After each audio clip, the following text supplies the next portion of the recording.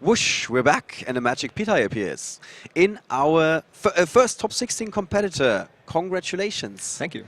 And I mentioned this a couple of times. You are a 2 times runner-up of the national championship. Right, in Germany and in Austria. Oh, okay, you played there as well. Yes, because I live in the south of Germany, and Austria was last year. Much closer. Yes, right. Ah, okay, okay. Munich it was, right? That you're living in? Augsburg. Augsburg, okay. Right. How is the community in Augsburg? A bit small. We don't have a hobby league anymore. Okay. So we have to meet up in a bar. Okay, well, that has its other advantages, I guess. Right.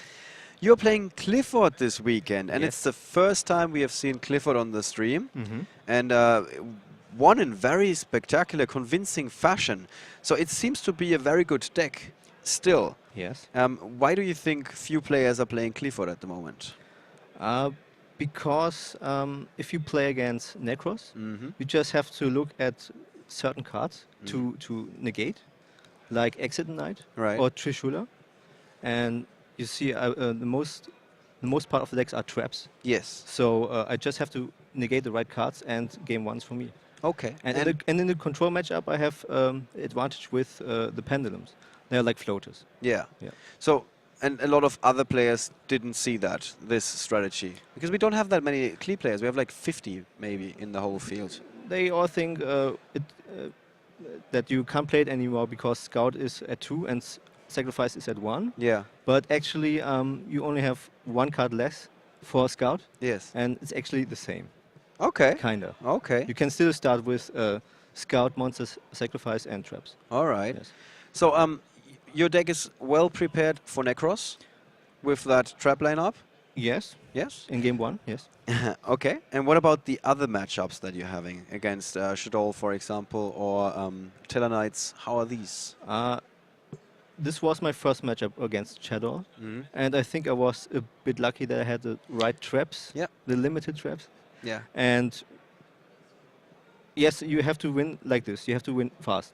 Okay. Because they have many outs against Scouts, but this opponent didn't have. Yeah, yeah. He didn't play MST's main. It's also true, yeah. Less and less players are playing the MST in the main deck. Yes. Which is good for Klee. Yes. Mm-hmm. Okay. Right. So, run us through this match just here. The first duel went as expected, or you're saying a little bit lucky? It was okay. It was okay. It was okay. I had double Scout. Uh-huh. Unfortunately, I lost the monster. I think first time I lost my monster Mhm. because I wanted to tribute Helix and destroy my Scout. Yeah. But I could do it later. Okay. Yes. So, and you were, of course, setting that up. Because Yes. some people, when they first saw it, they were like, hey, you're locking yourself out. Yes. But you were like, no, I got a plan. Mhm. All right. And then that plan goes off and you're winning the first Yes. game. Then side stacking. What are you changing about your deck for this particular matchup? I added Soul Drain, Mm-hmm. Max C, and I don't know what he's gonna side. Yeah. If he's gonna side Decree, I can't know it. So I didn't add Space Typhoon to the second game, Okay. and I thought about Denko. Yeah. And I had warning for the Denko. I had Warning. Solid warning. Yes. Yes. Okay. You saved it for it. Yes. He had another card. I don't remember what it was, and you could either go for warning or Fiendish Chain, Yes. and you went with Fiendish Chain. Because did you know that you have to save the warning for later on, or what was the strategy there? I also had Whaler. I And think you also had a Veiler, yeah. I wanted to save warning if he changed El Shadow Fusion. Yeah. So I made warning. So I made Finish Chain on this card. Yes. Yeah. Oh, okay. That's also good thinking Yes. there. Yeah. We didn't even see that. Because Vanity has to be the last card on the field. Because right. Yeah. Mhm. Yeah. Vanity. Okay, and then you're bouncing the Vanity's emptiness back to hand with the stealth. Yes. That's also a key play, right? Right. That you're doing like a lot of times this Yes. weekend. Against Necros, I activated Vanities like 3 times. And how many opponents are prepared for that? Like, because it's not that obvious to bounce your own card. Does everybody be like, oh yeah, you can do that as well? Or are they prepared for that move? If they don't have an out, they actually not prepared for that. No. Oh, okay, yeah. Only after game 2. If they bought like a Decree, Mm-hmm. I have to I have to have like helix or soul transition, Hmm. or maybe game 3 space for the decree. Yeah. Yes. All right. All right. Wow. So you're now in the top 16. Yes. What is your goal for the weekend? I try to win. You try to win. Yes. All right. And when you were showing up yesterday morning, bright and early, what was your goal back then? Were you like, I want to make day 2, or I want to make the top cut, or was it, I want to win from the very beginning on? I'm not. I didn't want to try to lose one game.